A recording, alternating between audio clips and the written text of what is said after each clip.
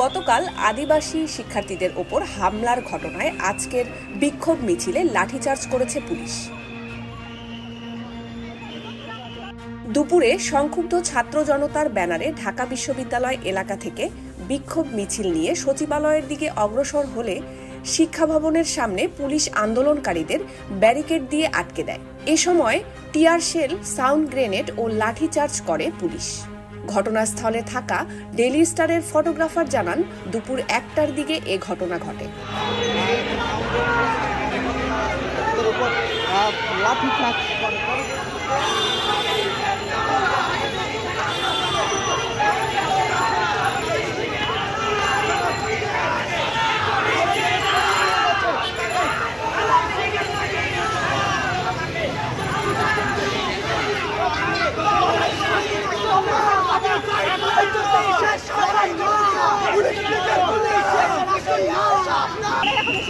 আমরা আসবো আবার ভেতর থেকে মিছিল নিয়ে আসবো।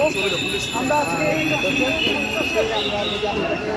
গুন্ডা বাহিনী আজকে গতকাল সবারঙ্কি গুন্ডারা যা করেছে তার পেছনে শক্তি আর আজকের যে রাষ্ট্রের পেছনে শক্তি একই। আমরা এটা মিছে আবার আসবো, আমরা এটার প্রতিবাদ জানাবো এবং কোনোভাবে আমরা আন্দোলন করতে শুরু করবো।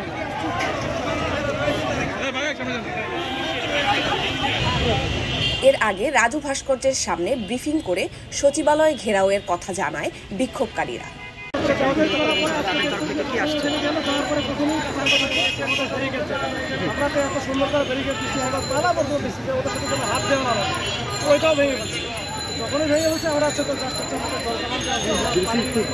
ভাই আমার তো চাপতেছে।